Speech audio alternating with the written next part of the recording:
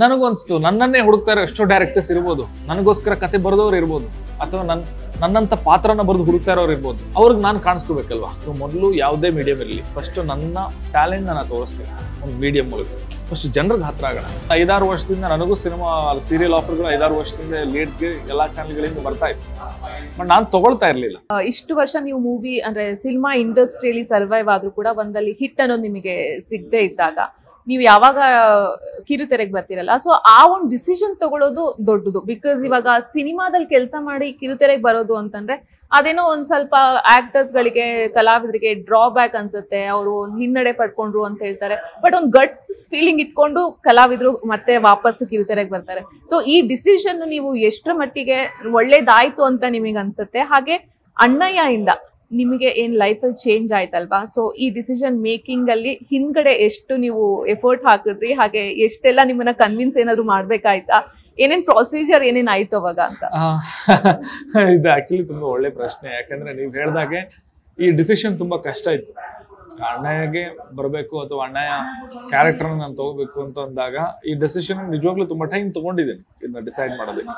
ಈ serial part ಮಾಡೋದು ಹೌದು, ಇದನ್ನ ತಗೋಬೇಕಾ ಮಾಡ್ಬೇಕಾ ಅನ್ನೋಂಥ ಡೆಸಿಷನ್ ತುಂಬಾನೇ ಯೋಚನೆ ಮಾಡಿದೀನಿ. ಅದನ್ನ ತಗೊಳಕ್ಕೆ ತುಂಬಾ ಟೈಮ್ ತಗೊಂಡ್ ಮಾಡೋದಂಥದ್ದನ್ನ. ಬಟ್ ಇದನ್ನ ಡೆಸಿಷನ್ ಮಾಡೋದಕ್ಕೆ ನೀವೇ ಹೇಳ್ದಾಗೆ ಈಗ ಸಿನಿಮಾದಿಂದ ಮತ್ತೆ ನಾನು ಬರ್ಬೇಕಾ, ಕಿರುತೆರೆಗೆ ಬರ್ಬೇಕಾ ಹಿರಿತೆರೆಯಿಂದ ಅನ್ನೋಂಥ ಒಂದು ಮಾತು. ಇನ್ನೊಂದು ಎಲ್ಲೋ ಒಂದಷ್ಟು ಮಾತುಗಳು, ಸೀರಿಯಲ್ ಬಂದ್ರೆ ಓವರ್ ಎಕ್ಸ್ಪೋಸ್ ಆಗ್ಬಿಡುತ್ತೆ ಡೈಲಿ ಮುಖ, ಅದು ಸಿನಿಮಾದಲ್ಲಿ ವರ್ಕ್ ಆಗಲ್ಲ ಅನ್ನೋಂಥ ಒಂದು ಮಾತುಗಳು. ಸೊ ಇಂಥವೆಲ್ಲ ಇನ್ನು 5-6 ವರ್ಷದಿಂದ ನನಗೂ ಸಿನಿಮಾ ಸೀರಿಯಲ್ ಆಫರ್ಗಳು 5-6 ವರ್ಷದಿಂದ ಲೀಡ್ಸ್ಗೆ ಎಲ್ಲಾ ಚಾನೆಲ್ಗಳಿಂದ ಬರ್ತಾ ಇತ್ತು, ಬಟ್ ನಾನು ತಗೊಳ್ತಾ ಇರ್ಲಿಲ್ಲ.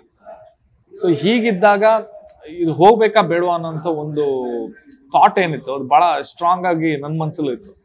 ಆಮೇಲೆ ಒಂದು ಅನ್ಸ್ತು, ನಮ್ಮ ಟ್ಯಾಲೆಂಟ್ ಅನ್ನ ಎಕ್ಸಿಬಿಟ್ ಮಾಡ್ಬೇಕು. ಒಳ್ಳೆ ಪಾತ್ರ ಸಿಕ್ಕಾಗ ಆ ಆಪರ್ಚುನಿಟಿನ ಬಿಟ್ಕೊಡ್ಬೇಕು. ಈಗ ನಾನ್ ಬಂದಿರೋದು ಆಕ್ಟಿಂಗ್ ಮಾಡೋದಕ್ಕೆ, ಅದು ಸಿನಿಮಾದಲ್ಲಾದ್ರೇನು, ಸೀರಿಯಲ್ ಅಲ್ಲಾದ್ರೇನು, ವೆಬ್ ಸೀರೀಸ್ ಆದ್ರೇನು, ಮೈಕ್ರೋ ಫಿಲ್ಮ್ ಆದ್ರೂ, ಥಿಯೇಟರ್ ಆದ್ರೇನು, ನಾವು ಜನಗಳಿಗೆ ನಮ್ಮ ಟ್ಯಾಲೆಂಟ್, ನಮ್ಮ ಸ್ಕಿಲ್ ನ ನಾವು ತೋರಿಸ್ಕೊಳ್ಬೇಕು ಅಷ್ಟೇ ಅಲ್ವಾ ಪಾಯಿಂಟ್.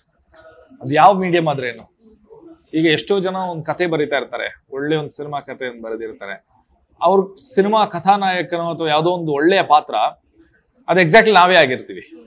ಆದ್ರೆ ಅವ್ರಿಗೆ ನಮ್ಮನ್ ಸಿಗಲ್ಲ, ನಮ್ಗೆ ಅವ್ರು ಸಿಗಲ್ಲ. ಯಾಕಂದ್ರೆ ನಾವ್ ಈ ಇಂಡಸ್ಟ್ರಿಲಿ ಇದ್ದೀವಿ ಅಂತಾನೆ ಈ ತರ ಎಷ್ಟೋ ಆಕ್ಟರ್ಸ್ಗೆ ಆಗ್ತಾ ಇದೆ. ಎಷ್ಟೋ ಒಳ್ಳೆ ಆಕ್ಟರ್ಸ್ ಇದ್ದಾರೆ ನಮ್ಮ ಇಂಡಸ್ಟ್ರಿಯಲ್ಲಿ, ನಮ್ಮ ಕನ್ನಡ ಇಂಡಸ್ಟ್ರಿಯಲ್ಲಿ ಎಕ್ಸ್ಟ್ರಾಡಿನರಿ ಪರ್ಫಾರ್ಮೆನ್ಸ್ ಆಕ್ಟರ್ಸ್ ಇದ್ದಾರೆ, ಬೆಳಕಿಗೆ ಬಂದಿಲ್ಲ, ರೆಕಗ್ನಿಷನ್ ಸಿಕ್ಕಿಲ್ಲ.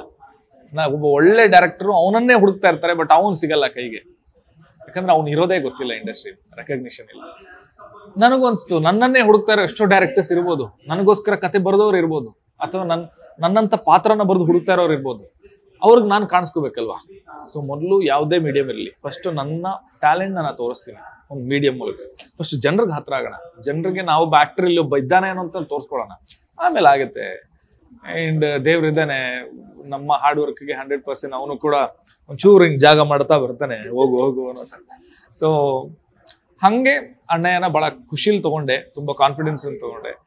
ಅಂಡ್ ನಾನೆಷ್ಟು ಹಾರ್ಡ್ ವರ್ಕ್ ಹಾಕಿ ಆ ಅಣ್ಣಯ್ಯಗೆ ಏನ್ ಕೊಟ್ಟಿದ್ದೀನೋ, ಅಣ್ಣಯ್ಯ ಅದರಿಂದ ನನಗೆ 10 ಪಾಲು ವಾಪಸ್ ಕೊಟ್ಟಿದೆ ಅಲ್ವಾ. ಅಷ್ಟು ಹೆಸರು ಕೊಟ್ಟಿದೆ, ಅಷ್ಟು ರೆಕಗ್ನಿಷನ್ ಕೊಟ್ಟಿದೆ. ಓಕೆ, ನಿಶ್ ಅವ್ರೆ, ನೀವು ಅಣ್ಣಯ್ಯಗೂ ಬರೋಕ್ಕೂ ಮುಂಚೆ ನೀವು ಎಸ್ಟಾಬ್ಲಿಷ್ಡ್ ಆಗ್ಬಿಟ್ಟಿದ್ರಿ, ಆಗ್ಲೇ ನಿಮ್ದೇ ಒಂದು ಫ್ಯಾನ್ ಫಾಲೋಯಿಂಗ್ ಜಾಸ್ತಿ ಆಗ್ಬಿಟ್ಟಿದ್ರು. ಸೊ ಅಲ್ಲಿ ರೌಡಿ ಬೇಬಿ ಆದ್ರೆ ಇಲ್ಲಿ ಪಾರು ಆದ್ರೆ ಎರಡು ಟೋಟಲಿ ಅಪೋಸಿಟ್ ಕ್ಯಾರೆಕ್ಟರ್ಸ್. ಸೊ ಅಲ್ಲಿಂದ ಈ ಕಡೆ ಸ್ವಿಚ್ ಆಗೋದಕ್ಕೆ ಆಬ್ವಿಯಸ್ಲಿ ಟೈಮ್ ಬೇಕಾಗತ್ತೆ, ನಿಮ್ಮನ್ನ ನೀವು ಪ್ರಿಪೇರ್ ಕೂಡ ಮಾಡ್ಕೋಬೇಕಾಗತ್ತೆ, ನಿಮ್ಮ ಮೈಂಡ್ ಸೆಟ್ ಕೂಡ ನೀವು ಪ್ರಿಪೇರ್ ಮಾಡ್ಕೋಬೇಕಾಗತ್ತೆ. ಸೊ ಹೆಂಗ್ ಸ್ವಿಚ್ ಆದ್ರಿ ಆ ರೋಲಿಂದ ಈ ರೋಲ್ಗೆ ಅಂತ? ಇದು ಕಷ್ಟ ಆಗ್ಲಿಲ್ವಾ ಅಂತ?